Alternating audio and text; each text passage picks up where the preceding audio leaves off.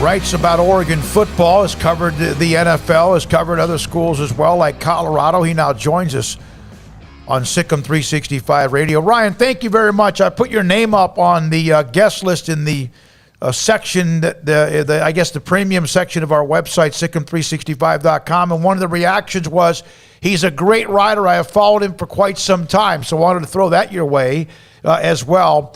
What has Oregon been thinking these last 2.5 or so weeks since the college football landscape shifted a little bit? That's a great question. I think Rob Mullins is kind of the athletic director at Oregon is kind of in a wait and see mode. The Pac-12 obviously has a new commissioner who literally started the day all of this craziness was getting underway with name, image, and likeness and now realignment. So I think they're just going to take the temperature of the room, be patient. Obviously Texas and Oklahoma, it might take them a while to get out of the Big 12. So I think meeting with the Big 12 was the remainder of the Big 12 was a first step, but I don't think they're in any rush to do anything right now. As long as they can stay unified and keep USC happy, then I think they're actually in good position. By doing nothing, they've elevated themselves from 5th in the pecking order to 4th. That's true. That's very true. I love the honesty. That's great. You're right. Yeah. Ryan, do you think that Pac-12 fans would welcome some sort of conference merger, seeing as they would mostly stay together? I think it would be split. I mean, you have traditionalists, obviously, that are into the traveling partners and the academics of Stanford and some of the schools, and even Utah getting in. Some of the school presidents were a little weary of adding that, and Utah's a pretty good school. So I think younger people might want to see what it looks like to have football programs like Oklahoma State and Texas Tech in, and then obviously Baylor adds a lot in football and both men's and women's basketball. So from a competition standpoint, it might be an interesting idea. I just don't know cultural from a cultural standpoint, is it a fit or not? Is it worth it? I don't know. So one of the big things, and obviously there's just rumors galore on social media especially, but one of the things that is really interesting, and I don't know if there's anything to it or not, is we do know that Pac-12 has talked with the Big Ten much in the same way they've talked with the Big 12 apparently. But there is the thought, and even some throwing out the idea of, a USC and an Oregon and a couple of other schools leaving the Pac-12 to go and join the Big Ten, with USC being the big leading brand there. How realistic do you think something like that actually would be? Well, I think it's kind of, in my mind, like the European soccer when they came out with the Super League. All of the best teams from the different leagues just join forces with their brands and make tons of money, leaving everyone else behind. I think there would be, an outrage if college football went that direction and narrowed it down to like an NFL-style 32 biggest brands. I think that would be, you're leaving so many teams behind, probably, including probably Baylor, I'm guessing. So I just don't see that working. I think cooler heads will prevail, and you might see something more of a scheduling alignment between the Big Ten and the Pac-12, who have those ties to the Rose Bowl, or maybe even the 8 from the Big 12 are on the schedule more. And because I don't think we've factored in who pays the bills, and it's the only thing driving this. But what would USC have so many sports? Where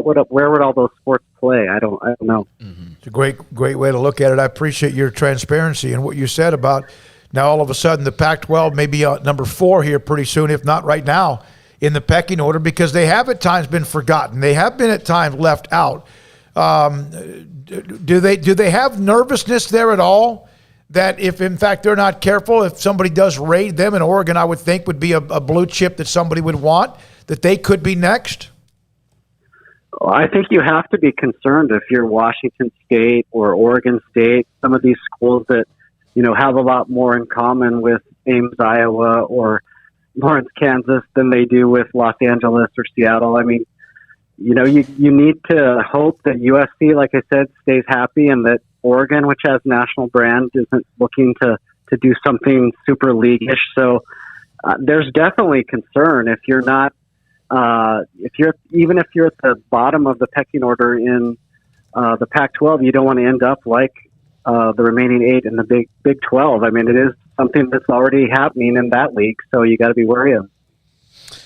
Ryan, as you look at the team this year under Mario Cristobal, I know that they lost their quarterback, but to the transfer portal, do you feel like they are set to maybe bounce back from? And obviously, last year was weird for everyone, but only playing 7 games and going 4-3 last year. Yeah, I think they've been building towards this season for a while now. Cristobal has stacked 3 consecutive top 10 recruiting classes together, and they have a bunch of superstars back, so they have a nice blend of old and talented on this roster, and they're deep at most positions. You mentioned the quarterback, Tyler Shuck, is now at Texas Tech. I thought he was going to be a really good quarterback here.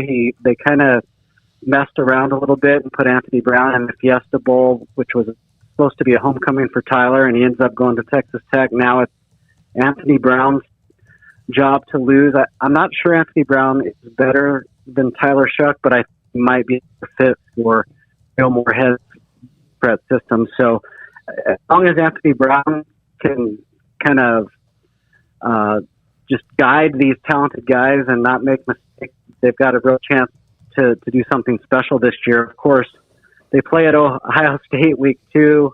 They're missing a couple deep suspended, so that could be a favorite to win the Pac-12. We've seen Kayvon Thibodeau be one of the faces of name, image, and likeness so far. How have you seen NIL change things at Oregon, if at all? At Oregon, it's interesting. Obviously, Kayvon is, maybe the most notable NIL deal in college football this year, teaming up with Tinker Hatfield and Phil Knight at Nike. That's a big deal, and it makes a statement to maybe you could develop into this kind of a brand as well.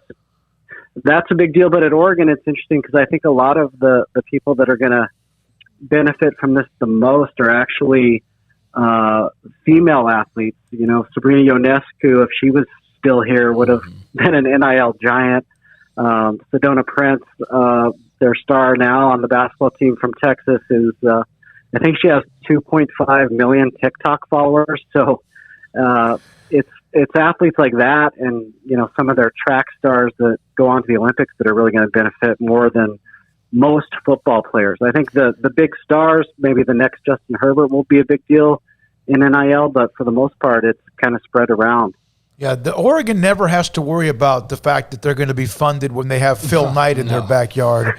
I saw where he donated $500 million to something attached to the University of Oregon in some particular way. That's just a regular Tuesday up there in Eugene, basically.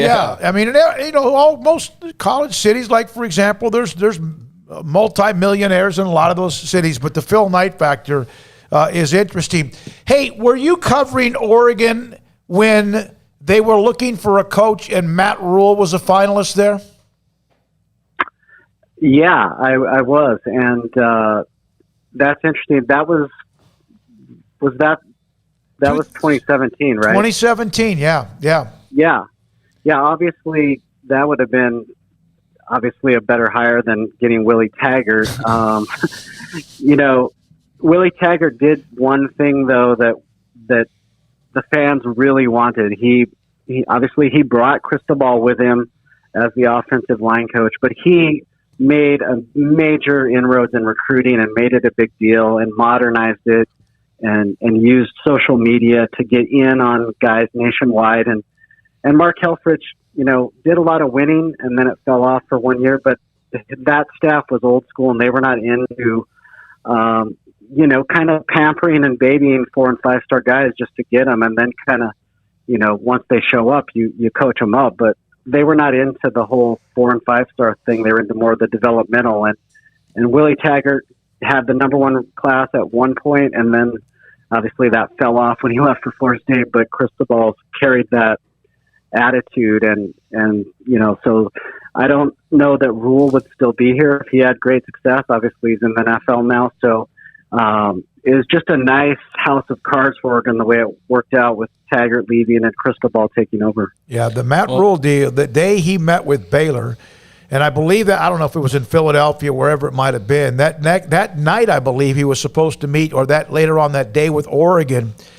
And someone passed away. I don't know if you've heard this story or not, Ryan. But No. Baylor met with Matt Rule, and I don't know if he was going to meet with Oregon the next day or whatever. He's going to get on the train and go meet Oregon.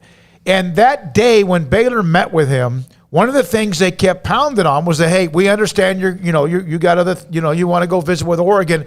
And man, that ought to be amazing. You're going to get to meet Phil Knight. But Phil Knight he wasn't in that meeting for whatever reason, because someone was having a funeral and he couldn't make it. Like, who was the former coach? Brian Kelly or whoever? Not Brian Kelly. Chip Kelly?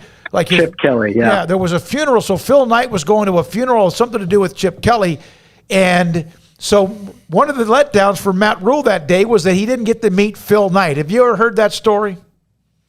Well, if memory serves, I believe that Chip Kelly's father passed away. Yeah. So, given what Chip Kelly did at Oregon during those years he was here, I'm not surprised that he's still tight with Phil Knight. So yeah, that's interesting how that circumstance worked out. I'm not sure, does that really make the difference whether you make that kind of life change or not, whether Phil Knight meets you or not? I don't know, but definitely an interesting I think it was series set up of events for Oregon.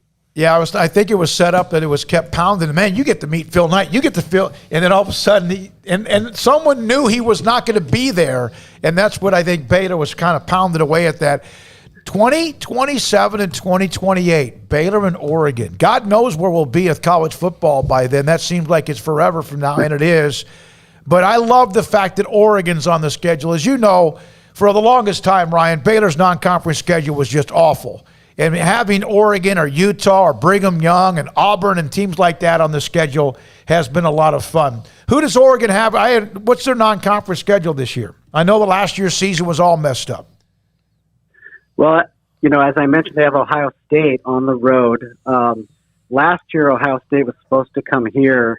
Oregon had just a tremendous home schedule wiped out completely last year. They were supposed to play North Dakota State and Trey Lance to open things at Autzen, and then Ohio State. So that got wiped out. But so they're at Ohio State, and the return game on that won't be for years from now, unfortunately for Oregon fans. But they also have a powerhouse called Stony Brook the week after the Ohio State game.